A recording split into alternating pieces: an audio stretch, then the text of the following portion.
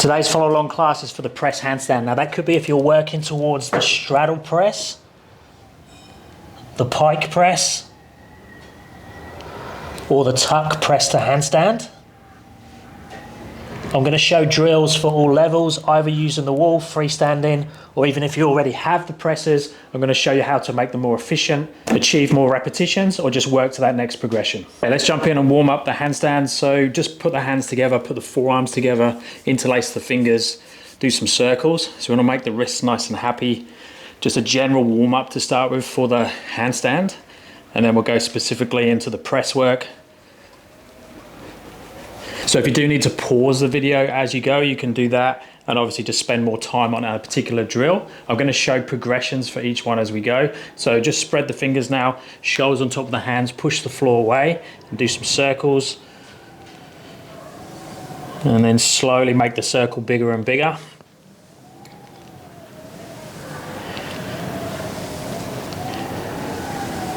And then start to peel the hands up and down different directions, get through the knuckles, through the fingers, through the palms. Just keep going with this until you feel that your hand's happy to put weight into it. And then just standard shoulder stretch, so keep the toes pushed into the floor, hips above the knees, walk the hands out as far as you can, go up onto fingertips, tuck the tail under, look at the fingers, take the chest down towards the floor. And just going to hold here for 10-15 seconds. Really try and keep that strong posterior tilt. Keep the toes pushed into the floor. And keep looking at the fingers. And slowly come back out. Now for the press work, we definitely need to make sure that we have good articulation through the spine. So we want to make sure that we can move our spine and don't just move like this, and makes us use a lot more strength when we do our press work. So if you have a foam roller, grab a foam roller. If you don't have a foam roller, you can use a yoga block. You could do a passive hang. So just hanging from a bar, shoulder width apart, passively 30 to 60 seconds. If you do have the foam roller, just roll over the spine to start with, especially on the upper back where the ribs are. So a few repetitions there, you might get some nice clicks. And then we just want to be a little bit more targeted. So I'm going to start on the bottom rib.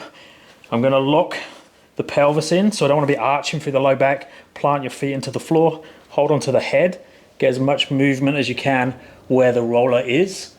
So 2 or 3 repetitions there. And then just make your way up the back.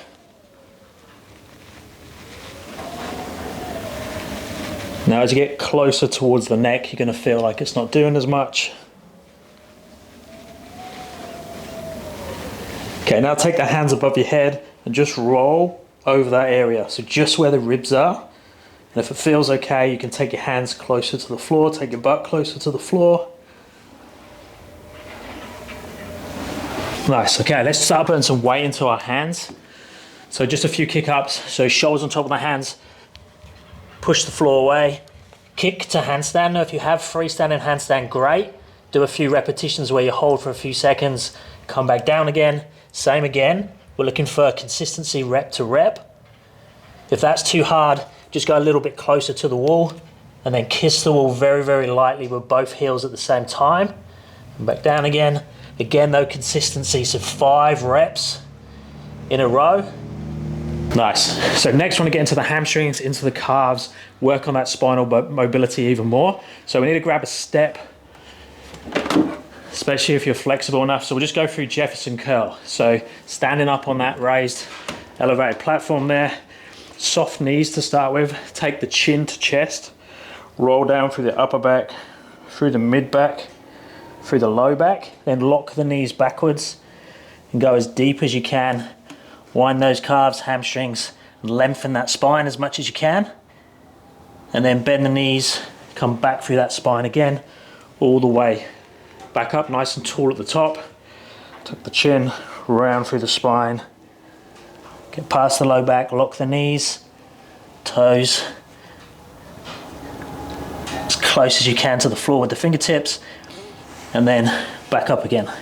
Nice, just rest if you need to now, and then we're gonna go into a conditioning hold. So we just need to get a little bit of time on our hands in the straight handstand position. So if you have freestanding, then perfect, just go in the middle of the room. If not, chest to wall handstand. So let's just do 30 seconds in this position. Let me grab my timer. Okay, so it's gonna give us a 10-second countdown, and then we'll do a 30-second freestanding handstand if we have it, if not chest to wall. So 3, 2, 1, off we go. So 30 seconds in your handstand position. So trying to make this as efficient as possible. So least amount of energy, pushing the floor away, reaching for the sky with the toes. So same thing, if you're chest to wall handstand, you do exactly the same thing, but this way around.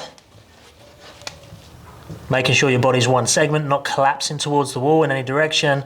You could go in between, so you could pull off the wall, but just make sure you can get that 30 seconds, and that's time. So let's come back out of there. Okay, next we want to do standing straddle good morning. So I'm just going to stand in a straddle position, so feet a little bit wider than hip width, and then I'm going to take the hips backwards, take weight back into the heels and come down. Now when I do this, I'm trying to keep a flat back with this one. So I'm trying to lengthen the hamstrings and the adductors as much as I can in that position. And then really important, all the way back out and stand nice and tall. So hips nice and open. Same thing again, hips backwards, weight in the heels, all the way back up. So a few repetitions there.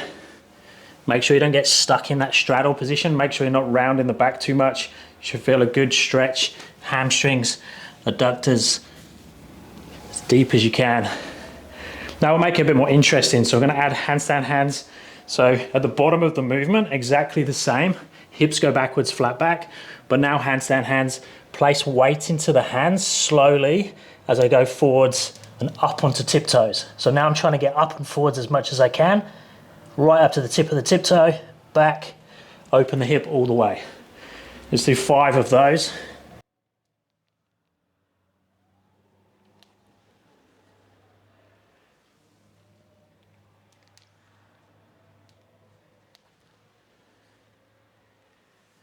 So right up onto your tiptoe.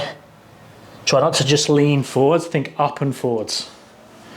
Last one. Nice. Okay, take a breather.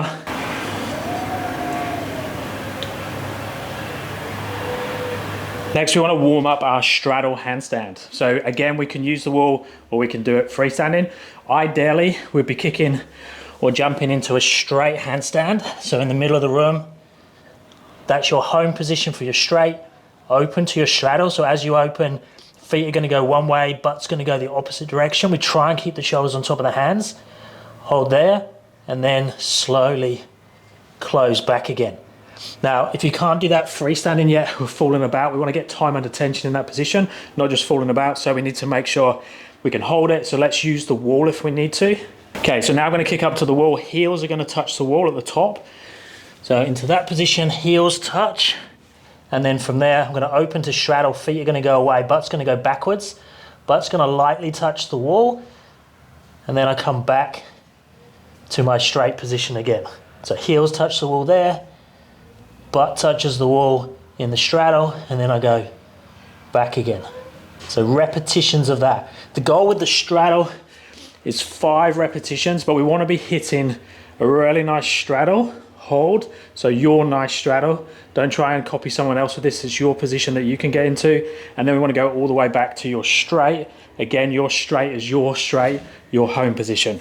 What we don't want to have is a hybrid between the straddle and the straight. We need to make sure that you get your home position in your straight and your home position in your straddle and be able to go between the two.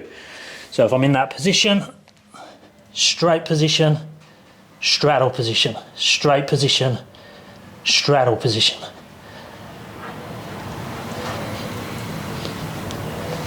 Okay, once we've done that, we need to open the hips up a little bit more towards that straddle position, allow us to get nice and deep, allow us to get the hip nice and high for the press work. So if you need to in your seated straddle, you just find my mat. I'm going to get a cushion or something to raise the hips up slightly. So when I go into that position, I sit there, I get the butt cheeks out of the way. So turn the hips over. So ideally with a flatter back, just going to sit nice and upright with hands on the floor in that position. If you look like this, we need to elevate the hips even more. If it's easy, you can get rid of the mat, but just make sure that your back is tilting that direction and not behind you. So palms flat on the floor, and then walk your hands forwards. And then just keep going with the hands and see how far down you can get. If you get stuck, just hold there, take some breaths, and then carry on. Just see how low you can go and just hold that position.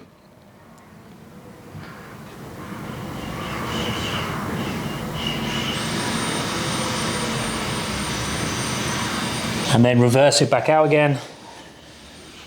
Okay, now just do a few repetitions. So I'm going to have my hands by my head. I'm going to take my elbows down and back up. So I'm trying to reach away as I go down. So reach away with the elbows, both on the way down and the way back up.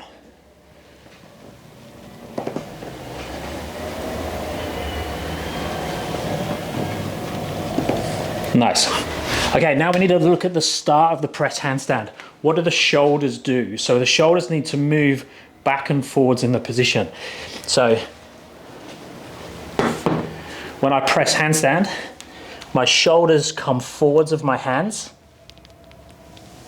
and then at the top, they come back again when I stack on top. And when I come back down for the eccentric, shoulders come forwards as the hips and the feet change position. And the lever arm changes with the legs. If my legs are going this way, something needs to go this way. To start with, it will be the hips, and then the lower you become, it will be the shoulders. So we need to practice that open and closing of the shoulder position in the handstand. Make sure that's nice and strong. So to start with, let's do that up against the wall. So I'm going to kick to handstand. I'm going to externally rotate the hands, and then take the shoulders to the wall and back off again. So externally rotate, heels against the wall, and then I'm going to take shoulders to the wall, back off again. Shoulders to the wall, back off again. Now notice when I take the shoulders to the wall, my shoulders go, my back goes, and my butt goes to the wall. It's not arched, I'm not in this position, I'm in that position. And then back off. So see if you can get 5 to 10 repetitions of doing that. If it feels too hard, move the hands closer.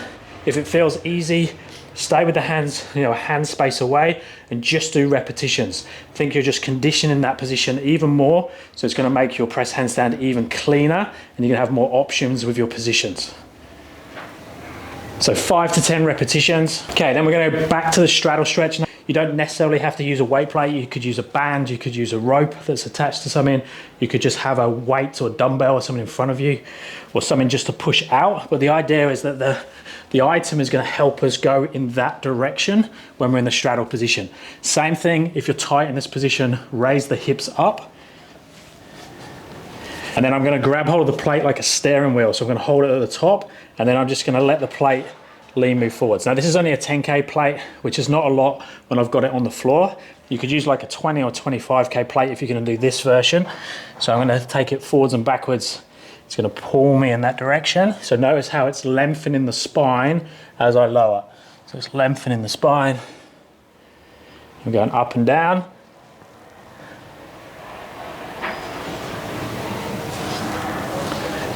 Okay, then I can practice with some rotation. So from there, I'm going to have my right hand on the top of the plate, and I'm going to turn it over. I can keep moving the hand to keep it on top, and then it's in that position. Now I can feel it stretching down my lat, down my side, down my QL, through the hip. Then I'm going to do the same over to the other side. Now if you don't have the plate here, you could just take the top hand over and try and bring the right shoulder towards the right knee, and take the other hand over, even grab hold of your foot, or take it up in the air. If that's easy, you could take the right shoulder to the floor. So a few options there. And if you want to make it harder, if you're very conditioned in this position, you could put the weight plate on your upper back, so not resting on your head, and then go up and down there. Now that's really good if you have the conditioning. Obviously don't do this one if you're new to this, or if you have any injuries or you're delicate through there. But that's a great one that will open you up. Again, you could increase or decrease the weight. Make sure there's no one behind you. Okay, then we need to start looking at the pathway. So the easiest way to train the pathway of the press handstand is look at the eccentric. That's exactly the same if we're doing a stall press, if we're doing a straddle press, if we're doing a pike press, if we're doing a tuck press. So all the press variations it works for. It's a great exercise to make sure that you get enough time under tension through the full range of motion. So let's first start with the freestanding version. So I'll demo that first. That will give us the idea of what it should look like. And if we reverse, if say we was videoing it, if we reverse the video, it should show us the correct pathway of the press handstand, especially what yours is going to look like. So start in that straight position. I'm going to open to straddle. My butt's going to slowly come backwards. My feet are going to come forwards. Now I'm starting to round through the low back, through the mid back. My shoulders are starting to go forwards. Now I'm rounding through the upper back, and then my toes are coming in to just wider than shoulder width, and I hold that position with tiptoes on the floor. So the straddle started here, went out, I turned through the spine, through the pelvis, through the low back, rolled the hips down, and finished on tiptoes. Very, very light tiptoes. So a good way of doing this, so try your eccentric variation, and I'll show you the wall version in a second. Go through the eccentric, and then we want to hold at the bottom in that start or finish of the press handstand. Depends how you look at it, whether it's the start or the finish, but this position. So we want time under tension there. So this drill can hit both things. It can hit the pathway all the way down as slow as possible, and then finishing on the tiptoes for time. Now if you fall, if we lose the position, so say you're doing freestanding and we come down, and I get to here and then I fall, now I don't have that position, I can get back into that position as best I can and just hold there for 10 seconds. So we want a slow eccentric and that hold for 10 seconds. Now if you can't do the freestanding, if we drop too much, we need to know how to do the wall version. Now the wall version, there's a couple of different variations, and I'll take you through both of them. If you're doing the freestanding version, start that one now and just get lots of repetitions as slow as possible. Try not to have any places where you drop. So the easiest wall version is externally rotate the hands, take all of the back to the wall, go through your straddle, keep pushing up and away. Now I want my low back to push really hard into the wall.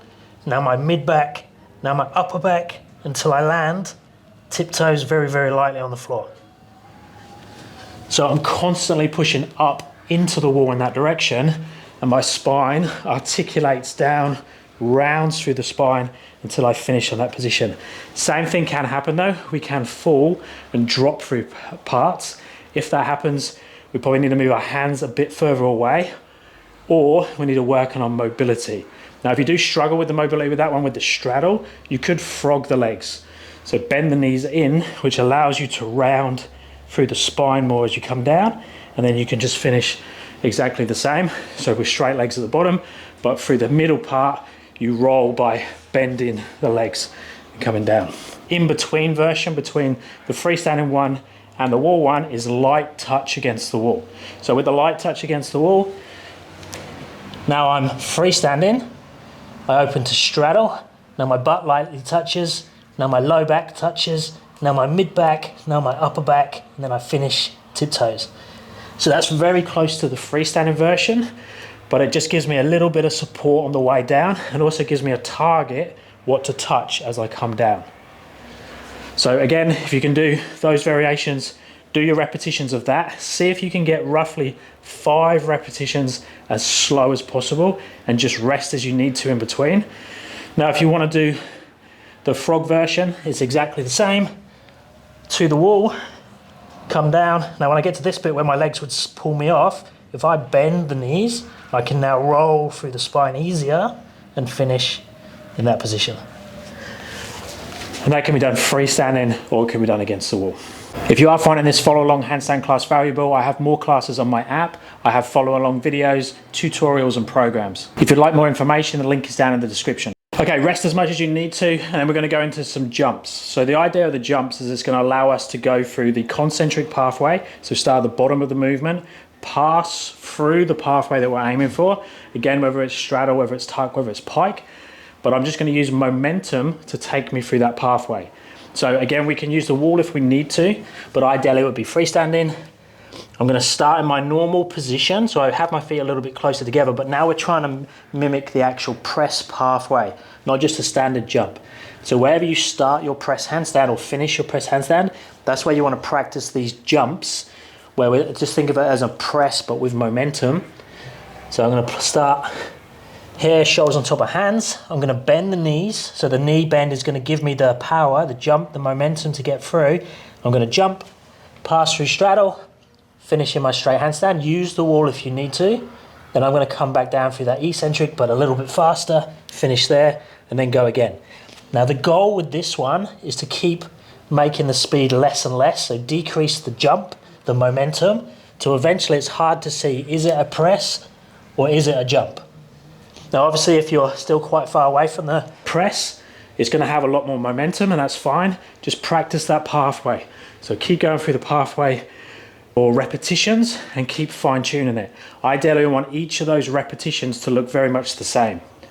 Ideally it would be freestanding, so we're doing the freestanding version, shoulders on top of hands, focal point, lock all those in position, bend the knees to get the power, jump, pass through the pathway to your straight handstand, and then back down again. Now see if you can get 5 to 10 successful repetitions. Now if you're somewhere in between those, so if you can do the jumps, you can do the eccentrics really slowly, you could combine those into the same drill. So you could jump the way up to the handstand and then do the really slow eccentric. So that way you'll just keep refining that pathway. Now another way to refine the pathway, and that's what we'll do next, so we'll have a little bit of a rest off the hands and shoulders, is to use the floor drill. So floor drill I'm going to make, let's do it in tuck to start with. So I'm going to make like a handstand on the floor. I'm going to have my hands against the wall. So in a handstand position, I'm going to lift the legs, I'm going to bring the knees to the chest. Now I'm going to push my low back towards the floor. Now I'm going to push my mid back towards the floor. I'm going to round, and now I'm going to straighten the legs to get my tiptoe to touch the wall. Now I'm trying to keep my hip as low as possible so it mimics what I need to do in the press handstand. So I need to keep my legs very close to my torso. Now we can do exactly the same thing in straddle, and I recommend that you practice both tuck and straddle with this one, because it really helps to mimic that pathway and understand what happens. So from there, now I keep my legs locked, point the toes, roll through, get the low back to push into the floor, mid back to push into the floor, upper back, come in, tiptoes touch, and then I reverse that back down again through that same pathway. And you can do repetitions of that. Now obviously if you're not so flexible, your legs are going to come up. And we don't want you to go up in that direction too much. We want to try and roll through this as much as we can. So one option is to go straddle, but then use that frog technique, then straighten here and back down again. So there's a little bit of play with that one, but see if you can get 5 to 10 repetitions. If you struggle to get your feet all the way to the wall, you can place your hands on the floor. You could put a mat or a pad underneath the hips to help you roll the hips up, because some people do get stuck in that position. An alternative to that is toes to bar. So you could use the toes to bar exercise, but passing through the movement that you're working on. So if I'm going to do it on the bar here, so I want the same thing to happen though. I want the toes to try and touch the hand position. So from that hanging position, so here now ideally the bar would be higher so my legs could be straight, but you'll get the idea that I come through and then I bring the toes to the hands and back again. So I could do that in straddle, I can do it in tuck.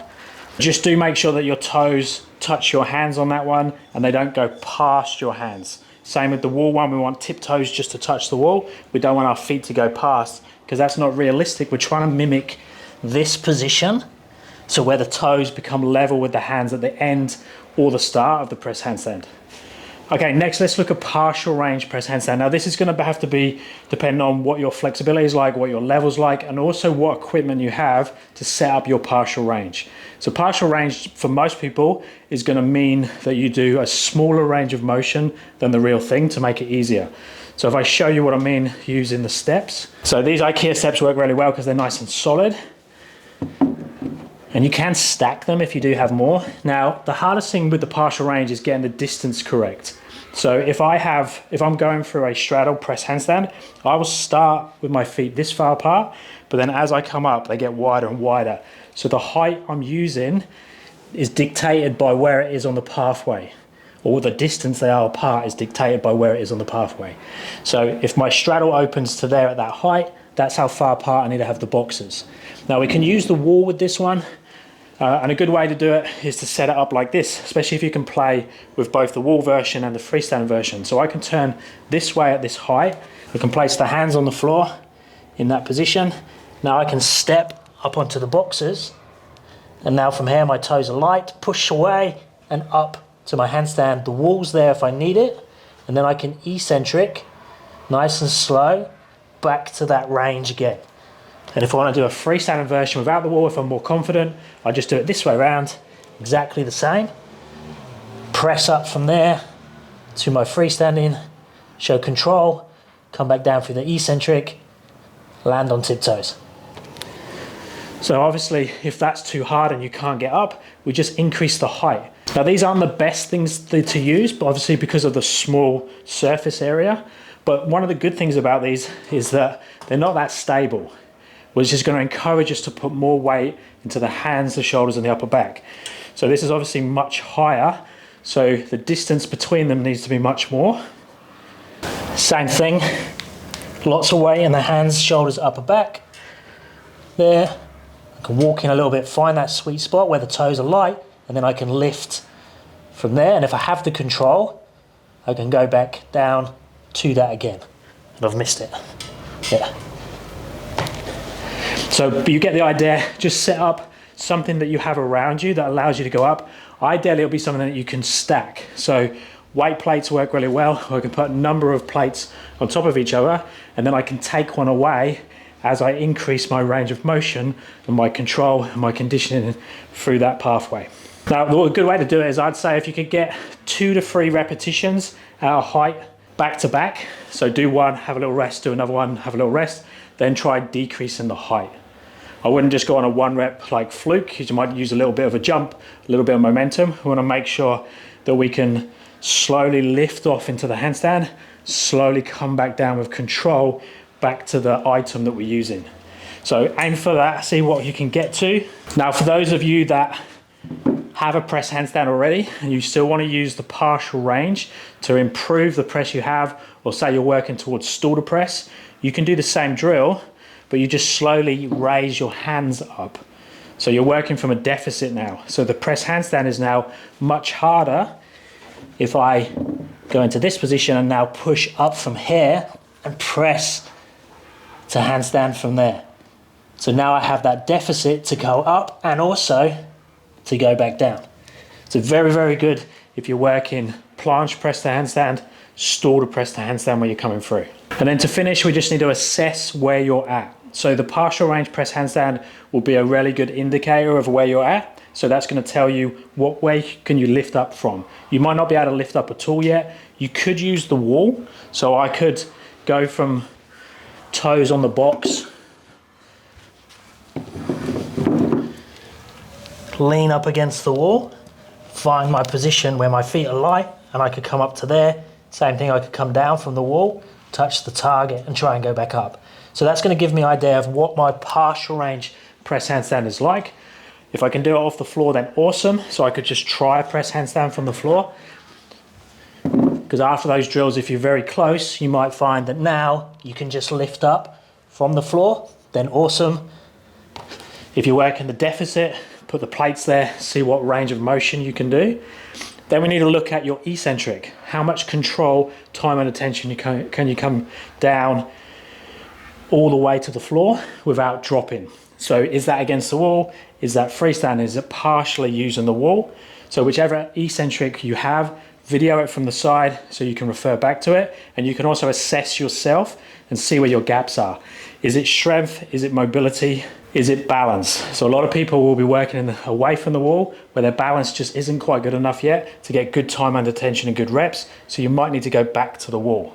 Now if you have more time and energy, you could continue on and just do more working sets of any of those last ones we worked on. So either the partial range, the slow eccentrics, or the jumps. or you could move on to one of the strength programs. Reach out if you have any questions, and I'll speak to you in the next one.